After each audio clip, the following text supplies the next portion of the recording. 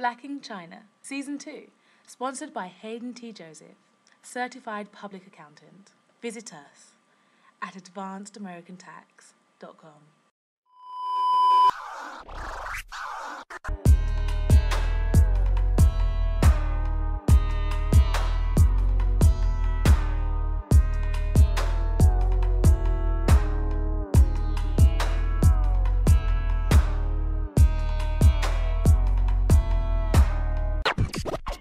你们现在就在看黑人在中国。黑人在中国。黑人在中国。黑人在中国。黑人在中国。 Mr. Ru, I live here in Qingdao. I teach English to adults. I was ready to leave the United States, so I'm looking on the internet.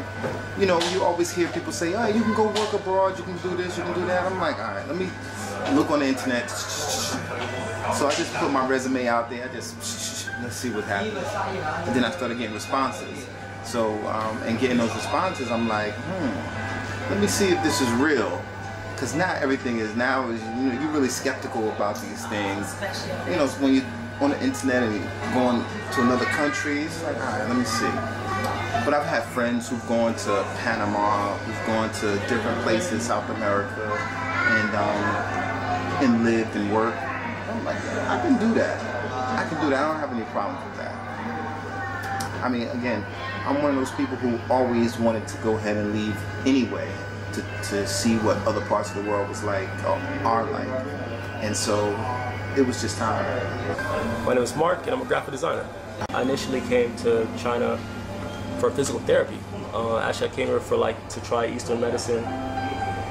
I got into a bad car accident, so I initially was trying to rehabilitate. I got kind of tired of the drugs, the whole hydrocodones, and the physical therapy was quite expensive too, even though I had insurance, but you have to pay 10%. So I mean, if it's $200,000, you gotta pay 10%. I just wanted to try something different. So I came out here, a friend of mine recommended it for about a month. Went to Qingdao. After Qingdao, I discovered it was working. It's actually helping out with the rehabilitation. Found a facility out here, came out here, was doing that for a while. Then I just fell in love with the place. I just started getting more and more friends, started going out, and just enjoying it. Just the charm of the city caught me. So I started freelancing. I'm a graphic designer, so I started freelancing more and more. My name started getting known here and there, started getting more work, but I also work for an American agency. I always had a safety net. So the agency still gives me work all the time via email. But out here I started getting more, oh, can you do a logo, can you do some business cards? I just started to gradually accumulate. And that's why I started, getting a job there. My name's Andrew. Like I said, I was born in Uganda, but I grew up in London. I run a branding design company here in China, Qingdao. I studied art at an A-level, and then I went on to study product design. I studied design at St. Martin's, and at that time, Aaron, who's now my business partner, was a classmate of mine. Back then, this was around 2006. I'd already set up a small company. We have something in the UK called the Prince's Trust. So I applied, I had a good idea. I started designing clothes, I was going to different charity shops, and I've always loved fashion. Worked in Selfridges. They gave me funding, so I started my own small company. I was 19, I didn't know anything. I just knew I loved to be creative and design. I had another business partner. We had a studio in East London, and we were working really hard. And that's when I really started to get to grips with business and how design relates to business. The Prince's Trust gave us a mentor, a business mentor. So I developed that business for 3 years. I was still in university, and then things didn't work out with my business partner, so we parted ways. And at the same time, my current business partner, Aaron, we started to get to know each other in university. So that business didn't work out.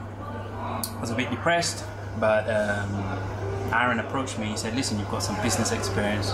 I'm thinking about setting up something design related too." So in the beginning, it was just I just wanted to help him. He said he wanted help, so I just helped him. So I helped him write the business plan and deal with names and how to incorporate a company. he approached me again. He said, listen, you know, if you haven't got something going on, why don't you work with me?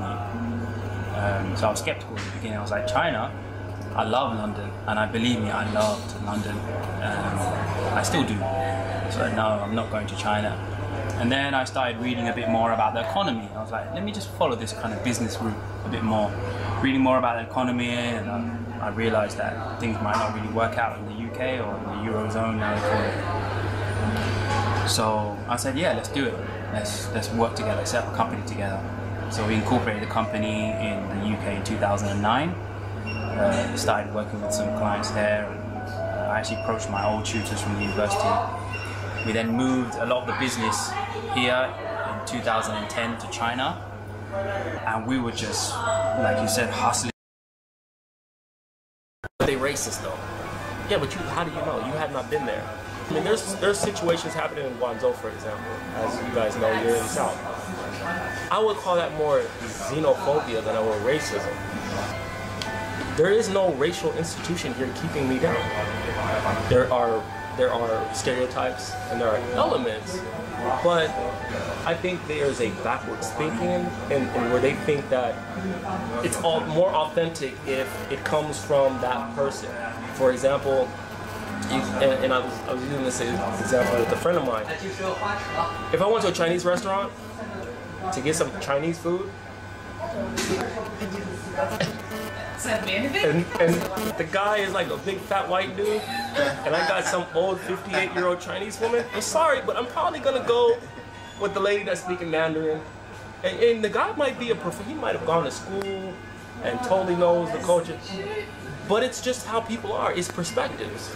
I think when it comes to racism in terms of business, then we're talking about tasks that everyone can do. You know, you don't actually have to be from that particular place, or you don't have to necessarily understand that culture. And I think then, if somebody were to choose somebody who was just white and blue-eyed and instead of you who is actually skilled, then I would say that is, in a sense, that is direct racism, right? We have decades of multiculturalism. How many, I mean, 10, 20 years ago, were there even any, who was here to tell them? There's the best Italian restaurant in Qingdao is run by a Japanese person. Which one's that? All Italians say that. Trattoria. I'm gonna have to go to Italian Dock, but that's just me. Italian Dock is on. It's on par. It's #1 in Trout. It's on Yampi. And on TripAdvisor. It's but on I do know par, the one he's talking but about. It is good. It's probably one of the best. It is one. It's top 3. Oh, I would say at least one of the best restaurants here run by somebody who's not Italian. The Italian people go and eat there. That's true. That is true. That is really interesting. But I think we need to separate what is in terms of decisions that are made in terms of pure business and decisions that what we're just discussing here, I think are all cultural factors. But if I was just giving I would say from a business perspective, most of the times, I've worked in an English school before, most of the times white people are chosen because of the value that is perceived that they will bring upon the school in terms of money. Now, if black people or white people, green people, whatever, are perceived to have higher value in terms of money, believe me, everyone in the school would be whatever color. What I'm saying is, I think we need to, there are many instances when I can see it's a pure business decision and I can see it's a cultural decision. And some decisions are made purely out of the bottom line, purely out of money. This parents thinks that all, but they've never, let me just finish, they've never been to the UK, all people are white, right? That stems from ignorance, right? They don't even know they're being ignorant because they've never gone, right? So they come to the school, they see that the person is from India or the person is, looks like me, but, maybe has an English accent or maybe doesn't, right? Now, that school then can also lose face in terms of reputation, which is also very important in China. Now, in terms of bringing money in, because this is a business, right? It's important that I put an image or I give an image to what makes the most amount of money. Believe me, if you can change that image, or if that image belongs, like you guys were discussing, culturally to another ethnic group, the whole system always changes. I think there are two modes. I try not to discuss things too culturally in China because I think you get lost It's like literally they have 5,000 years of culture, and it's a minefield in itself. And then you bring your own kind of African politics into the whole pot, and then you get even further lost. I can only talk for myself from a business perspective, running a business. If you're excellent in terms of whatever race you are, people here will choose you. That's no doubt. Why? Because the bottom line is you make more money. Whereas in the West, I think sometimes people don't care about the money. They just don't want another black person or Indian or yellow, whatever person, controlling the business or controlling thought or controlling ideas. And that is a racial system. Yeah, and then that's a racial system. Whereas in China, some of these ideas are still being formed, and some of these ideas are still, I wouldn't say immature, but they haven't really been grappled with or interrogated. So it can still be manipulated. I think they're starting to see the level of quality is not up to par to what you're saying. I think that's why I'm seeing a shift in native speakers as opposed to a preference, color, blonde hair, blonde, because they're noticing a lot of the quality of people coming here for felonious reasons. And they're starting to notice. I found that a lot of African Americans don't go abroad because of that fear that they're gonna, and the media plays a large part in that, which really pisses me off. Absolutely. Like when I went to Brazil, they're like, oh, I know they don't like black people out there, blah, blah, blah. You ever see what their TV is like, which is true. They have their own racism. But that has nothing to do with me. As soon as I went to the bank, like, for example, I'll tell you a story. When I was out in Brazil, I wanted to blend in, so I didn't get haggled all the time. The watch came off, the earrings came off, and I wore like some cargos, a wife beater, and some sandals, looking like a straight Brazilian. My hair was even like a little nappy. I was like, just woke up. I was like, ain't nobody gonna know. I was like right in with the locals. So I get to the bank, dude holding an M16. It's like, huh? In Portuguese, like stop. I was like, what? And he was like, oh, come on in. I was like, what? He was like, come on in. Too much. Like, I was going to the bank to go get some cash, and he was looking at me like, what are you doing? Whoa, hey, because the favela wasn't that far. So he probably thought I was just some mangler just coming in to go bother people or panhandle. I don't know what he thought. But when I said what in English, he was like, oh, come on. I said what? And he was like, come in. I'm sorry. My bad. Oh, my fault. I'm sorry. And and again, I think they don't understand social complexities. A lot of African Americans don't understand social complexities. Like when you talk about the situation in, for example, Spain or France, that's a lot of xenophobia and they're getting a lot of immigrants from Africa.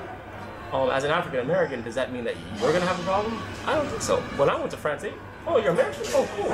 And the fact that my mom is Congolese and she can speak French, that just made them they were melting. They were like, oh my God, we love you. The wine, you got like a free bottle of wine. I was like, what the hell? And I think African Americans don't understand that bit. I'm not saying like we're a separate race or we're different than Africans or we're better than Africans. We're never that. Obviously, I'm half African, so I couldn't say that. But there's social complexities, is all I'm saying. There's dynamics. You know what I mean? Understanding the world dynamics is what we in our community lack, because we're stuck in our little communities. We're stuck in our little areas like DC or Newark or Plainfield or Oakland or whatever, and we don't get to see what other people or other communities really live like. We only get what they get. They get images of us from the TV. We get images of them from the TV, which are really false and just out of context. And the way I see it is, I try not to think of myself as unique. I mean, Africans have been traveling around the world, since Shakespeare. Since if you read any Shakespeare, even before, and we've had issues. There's been tribalism within Africa for centuries, right? And some of those issues which you touched upon, being Nigerian, when I was growing up in the UK, it's like, are you Jamaican? Are you not Jamaican? We had our own issues as well. And me being African, and I was very proud. I've always been very proud to be African. So like, what do you mean? We're all the same. Some people look at you as you're different, but then that's how they were brought up. And then coming to China, then I fall into another kind of dynamic. I'm kind of like this guy who does business, but then he's also an African, but then he speaks English. He's from the UK, you know, and I have some very English qualities about me. I just can't help it because I grew up there. But then I'm still quite deeply African as well. But then there's some Chinese elements now that I've picked up by doing business here in China. Sometimes it's confusing when I'm inside the office and people ask me lots of questions. Sometimes I discuss it with Mark. But I think, yeah, I try. I've only recently started writing a blog, not because I didn't want to write. I mean, I've got loads of issues. It's just I didn't want to be that. Oh, I'm the first. There's always this idea that you're the first black person. You know, I hate that. I hate this idea. You're the first. You know, as if. You know, so what happened before slavery? You know, what happened before, you know, somebody started dunking the basketball through the hoop? You know, as if there was no creativity, there was no, there was no excellence, there was no African excellence before that, which is nonsense. The one thing I do touch upon is when I first came, it was kind of, I think I was the only one. I think I'd walk down the street and there were hardly any Africans or any black people. My business partner is Chinese, a good friend of mine. We studied together in university. We're still working together, still a solid team. And it's interesting how he didn't understand the dynamics of race and how we've been together. I can understand the dynamics of Chinese culture through him. And then I think he's starting to learn the dynamics of race, even though he grew up he lived in the UK for 10 years. He's learned the dynamics of race and culture through me as well. In terms of racism, have I experienced racism here? I've experienced a lot of suspicion. There's a lot of weirdness, and I get it. I can be strange to people. It's okay to not understand me, you know, and it's okay that. Okay, if I open my mouth and I speak Chinese, that can be weird to you. In the same way as if I was in Uganda, somebody started speaking Luo, my mother tongue, I'd be like, whoa, you know, where did that come from? I can understand the suspicion, but what I don't understand and I don't respect is the idea that you have a lower intelligence, you know, or a lower level of IQ. Now that is wrong. That's when things start to kind of start to get angry. I get strange with me. You know, hundreds of examples when I'm working with my team, but in the beginning there was this idea that, you know, if I had an idea, even though I I interviewed these people, that they would somehow, it was okay to kind of disregard my idea, or somehow my idea wouldn't hold as much weight as maybe Aaron, my Chinese business partner's idea. But in the beginning, I respected that it could be a cultural thing. You know, you see somebody that looks like you, it's much easier to talk to like that in the same way. But over the time, I've realized in going to meetings with my business partner, there's an immediate suspicion when I walk through the door. And there's this idea that you're not going to be at the same level, whether in terms of business development or in terms of intelligence, speaking the language, or problem solving, you know, and that is very frustrating. And I say that some people here, not everyone, obviously has a low IQ because they're too eager to praise you on the most basic. So it becomes so patronizing that it's almost insulting, you know, like so I get that a lot here in China. I remember messaging Mark or speaking about some of these issues with Mark. There's a lack of leadership, I think, in terms of a lot of foreigners doing business here in China, or especially in Qingdao, in terms of other ethnicities doing a lot of business. I think that's quite sad. And I've been reaching out for leadership. I've been like, okay, trying to speak to people, get some ideas. There's a lack of that. But then you also have to accept that the world has changed, and you know what we are doing now for this time is a new wave of people kind of moving across and doing this. So you can't have all the answers. You just have to kind of go along slowly. But yeah, again, I reiterate the point of separating business and some of these cultural ideas. A lot of our cultural structure has been taken from religion, has been taken upon, you know, our cultural fabric, and in China, for them that doesn't hold as much weight. It doesn't exist. You know, one word I always tell people is, okay, belief. What do you believe in? I always ask my guys, designers, like, what do you believe in? Because there's this understanding of belief. We have this idea of faith, spirituality, the essence of who you are as an African, or the essence. And in China, I think that essence has been broken. So the idea of belief is kind of disrupted. And I think that touches upon your idea of creativity. A lot of people are like, oh, how can you have a design company in China? People, they can't draw, and they're no innovation. I beg to differ. I say no. Design is a process. Creative thinking can be taught, and I'm proving it through my company. But if you have a system where you're continually taught to be the same, there must be a reason for that. And I think here the reason for that is not that people don't want to be creative. It's just you've got 5,000 years of deep history, right, of conforming. But then you've also got the idea that to be different, right, is not to be Chinese, right? Whereas in the West, a lot of... It wasn't always like that, though. No, it wasn't always like that. But then a lot of innovation was still within the Chinese diaspora or the Chinese way of thinking. So you have to stay within that. It was after the Ming Dynasty. But because the African diaspora has been divided, right, I can think through, I would say, an Englishman's eyes, even though I might not look like it. You could probably see through somebody from the DCU who might not look like you, or you the same. You know, even you could probably think through somebody you could probably think through like Fernie, somebody who has Mexican eyes or grown up in LA. So you almost teach yourself, especially from our diaspora. We taught you know the ideas of your white voice, or you know, with your white friends, all this kind of stuff. So you teach kind of coping strategies to kind of create an identity.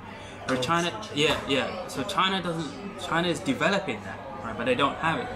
And also remember, in the West, this idea to be different is the idea to transcend what exists, right? So what originally existed were Africans, Chinese, you know, Babylonians, you know, all this kind of Asian city of Kemet, all of that. So what's happening in the West is actually transcend all of that. So be different, be new, because it works for Europeans. Right? Because they don't have the rich history. But as soon as you start saying, oh, I'm an individual, I'm no longer African, I'm this, my hair is purple, and I'm whatever, I'm Zulander, right? You start to kind of, you'll feel it, right? You start to feel, hold on a minute, you're departing from Africa, like what's going on? You'll start losing yourself as well. And I think that's what happens with creativity and what's known as innovation in China. They deeply feel that if they buy too many Western brands, if it's not about status as a Chinese person, they're leaving their identity behind, and then you're just lost. You're just like in nowhere. And whereas with me, I try to teach them that no, creativity is just a process. It's just a way of creative problem solving. That's it. You can still be who you are. You don't have to copy. That's why a lot of people don't create something new, because they don't believe the new exists. On one hand it's arrogant, but on one hand it's, well, what is new that exists besides the European culture? You know? How do you not allow it to get you? How do you react? I've got really good headphones. I'm serious. That's really good. I've got really good headphones. I don't know what anybody's saying. I don't know what anybody's talking about, so nothing bothers me. So ignorance is bliss. Yeah, for me, exactly I don't know anything. Things are a little bit. It's our own. My mom's not here, so how's my parents gonna meet her parents for hot or whatever, you know?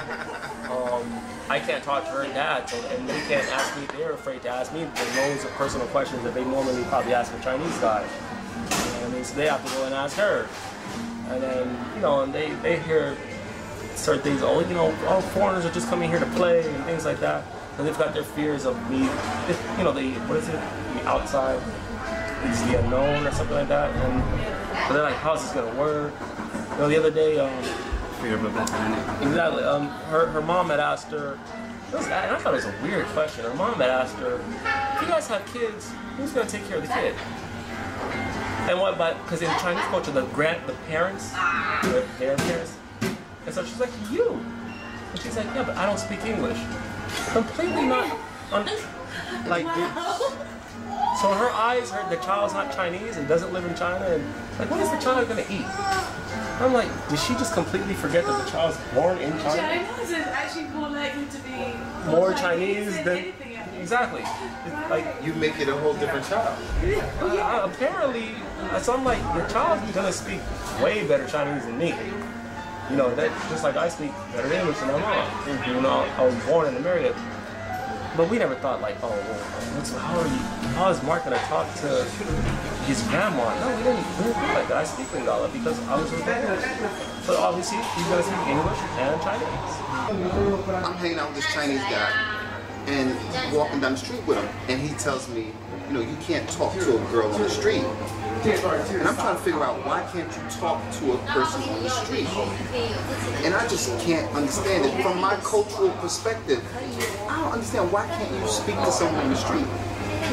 And so their only explanation is because it's impolite. I'm saying, it's impolite to speak to someone on the street.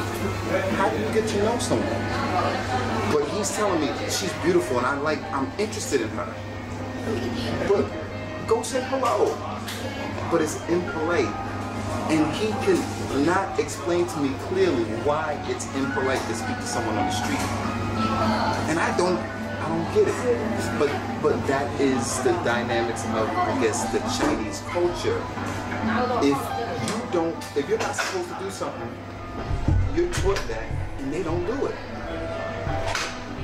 Whether it makes sense or not. I think you also gotta remember, obedience during Mao's era meant survival. I think it was the accident that kind of woke me up.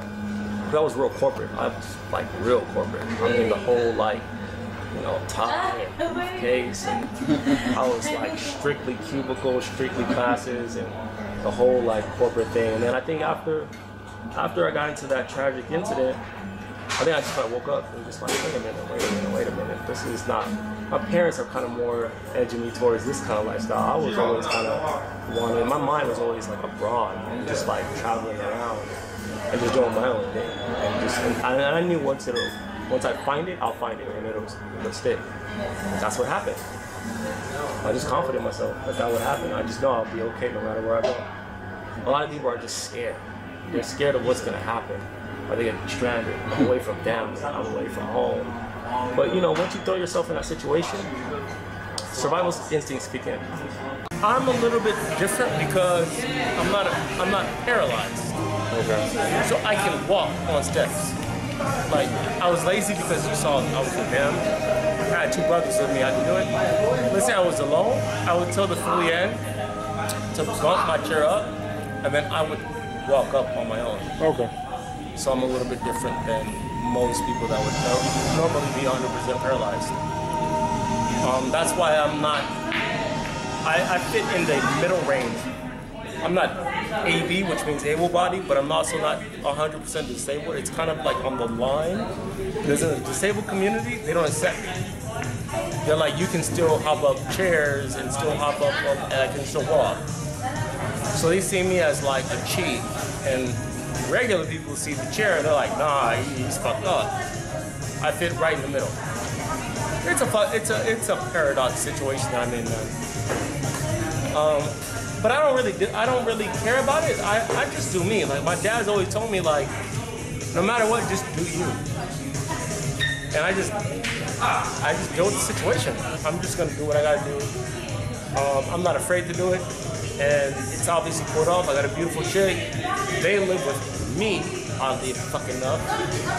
And I just do what I gotta do, man. I realized that I can meet people that are, like, when I met Suchi's boss, which is my boss, who's a rich fucking millionaire Chinese dude, he never saw the chair. He what? He never saw the chair. He was just like, oh, what happened? I was like, oh, I got injured in a car accident. Oh, yeah, whatever. And then we just continued on. He cared about the work. He didn't care about, ain't got nothing to do with me. Which is funny because if I were to like, if you told me 4 years ago, a black disabled dude coming out to China looking for work at Qingdao Center or an American company or whatever, it would be preposterous. It makes no logical sense how I'm able to pull this off. But you just do it. Like, just, who cares what people think or what they say? When they meet me, they realize, oh, this motherfucker is cool. It's like, and it disappears. After like a couple of meetings, you're like, oh, I don't even see this shit no more. I came out here, just didn't know anybody, solo style, and I met a guy I came in the nighttime, like 11 o'clock at the night, slept, woke up, went to the bank to go exchange some money, and met a Chinese guy. And they're like my Chinese family now. If it wasn't for them, I don't know how I would have pulled off. I gotta tell you the story when I finish the game. Like, it's an amazing story. Like, he knows the story. Everybody, Andrew knows the story. They met Chen. I'll cut it brief. His wife's in a wheelchair. When I met them, and they were like coaching me at the bank, like he was approaching me at the bank on my fucking second day here. I'm like, nah, player, I don't know what's going on here. But he's like, yo, just come with me. I want you to see something. I met his wife, and that was the only other person that I've ever, other than a twin, that I've ever met in a wheelchair. And that experience was interesting because they saw me, and it was just like a stroke of luck, like lightning striking. Where I saw them, they invited me, we had lunch, and after that day, I was able to get my apartment. I thought I was gonna come here like a renegade, like it made my job easier. Buying bathroom stuff, kitchen stuff, playing kids. All because I had him was so much. I didn't even know what bars were. I thought Qingdao was a village. When I came out here, he was like, no, we got bars. And he took me to the bar and would stay till 4 o'clock in the morning with me. And he don't even drink. I gotta tell you that story later. Amazing character. But all because he just saw me, he's like, what the fuck? He's like, wait, I know my wife, because to him, he's like, my wife is the only person in Qingdao. And he just randomly on my second day sees me, and it's like, you gotta be kidding me. Where are you from? I'm like, America. And he spoke English, I'm like, he's like, do you need help? I'm like, no, I don't need help. I'm gonna bank in a bunch of fucking wands in my. I'm like, nah, player, I don't even know. I'm like, my first day I'm gonna get jacked. Really? I'm like, that sucks. And he's like, cause he was outside waiting for me with a cigarette in his mouth. Like, I'm like, this. My mom's never gonna believe this shit. They're like, do you want to see my wife and kids? I was like, what? And he's like, no, really. I just wanted to, just right there. It's safe. Don't worry. I'm like, oh, no. He's like, no, really, come. I'm like, all right. And his wife is in a wheelchair. So now I know why he was attracted to me and why he stuck, like, he kept on me. I was like, all right, now I get it. And he's like, you want to have lunch with us? I'm like, sure. Jumped in the fucking cab. He knew how to break my wheelchair apart. Like, it was like, what the fuck? My second day here. What are the fucking odds of that happening? I thought I was gonna be in the trenches, snailing my ass to the fucking mall and floor. I thought I was gonna have like mad drama. And I was prepared for it, but I thought I was gonna have a hard life, and he made my life so much easier. So much easier. Like, I consider them my Chinese family. From time to time, they look after me. You alright? Good. Cool. They're like, hi. I've already been here for 3 years now. He's alright. But my first 6 months, they were always like checking up on me. What do you need? What do you have? Whenever I'd go and like have a problem, just call them up, they'll come down. I got lucky, man. I got the fucking luck of the Irish, man, because I can only imagine what it would have been like without them. And I was prepared for that, but the luck of having to find that kind of support group is fucking amazing.